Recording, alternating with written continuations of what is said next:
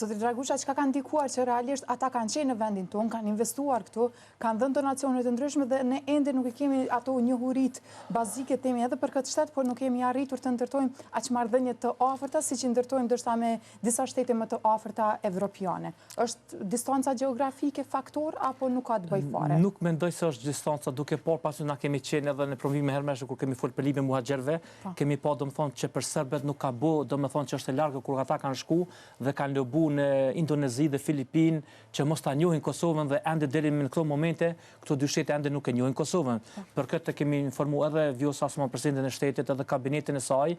ku ka qendosur në muajin dhjetor të realizohet një vizitë në shtetin e Bruneit dhe fatkeqësisht me rast që ndodhi Mitrovica u anulu vizita. Mirë, për Brunei është i gatshëm që të investojë sidomos në edukim, në arsim, për shkak se është shtet shumë i zhvilluar dhe në Azinë Juglindore konsiderohet si vendi i dytë, si